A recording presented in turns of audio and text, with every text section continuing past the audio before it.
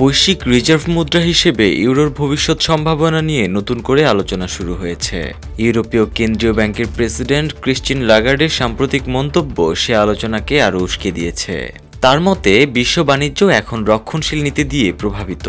এমন পরিস্থিতিতে বৈশ্বিক অর্থব্যবস্থায় ডলারের বিকল্প হয়ে উঠতে পারে ইউরো। বিশেষজ্ঞরাও ইউরোর এ সম্ভাবনাকে উড়িয়ে দিচ্ছেন না। তবে কিছু গুরুত্বপূর্ণ কাঠামোগত সমস্যার সমাধান না হলে ইউরোর পক্ষে ডলারের স্থান দখল করা কঠিন হবে বলে মনে করছেন তারা। কারণ ইউরোজোনের মধ্যে আর্থিক ঐক্যের অভাব ও মার্কিন পুঁজিবাজারের গভীর প্রভাব এখনও বড় বাধা হিসেবে রয়ে গেছে।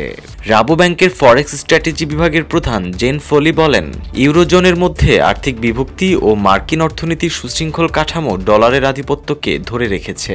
তবে এর মানে এই নয় যে ইউরো বা চীনা ইউয়ানের মতো অন্যান্য মুদ্রা ভবিষ্যতে ডলারকে চ্যালেঞ্জ জানাবে না। জেন ফলির মতে ইউরোকে আরও কার্যকরভাবে ব্যবহার করতে ইউরোজোনের পক্ষ থেকে বাণিজ্যে এ মুদ্রার ব্যবহার বাড়ানোর ওপর জোর দেওয়া হবে। ধারাটি বিস্তৃত হলে ডলার নির্ভরতা কমতে সাহায্য করবে। বেলিঙ্গার গ্রুপের ফরেক্স বিশ্লেষক কাইল চ্যাপম্যান বলেন, ইউরোর ডলারের বিকল্প হওয়ার সম্ভাবনা রয়েছে।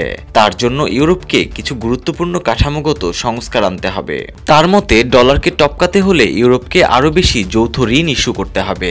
ইইউ স্তরে অর্থনীতি ও মূলধন বাজারের মধ্যে আরও সমন্বয় আনতে হবে। সব মিলিয়ে বিশেষজ্ঞদের মত, ইউরোর পক্ষে রিজার্ভ মুদ্রা হিসেবে ডলারের বিকল্প হয়ে ওঠা সম্ভব। তবে তা হবে দীর্ঘমেয়াদী প্রক্রিয়া। এজন্য প্রয়োজন রাজনৈতিক সদিচ্ছা, অর্থনৈতিক সংস্কার ও ইউরোপ জুড়ে আরও বেশি ঐক্য।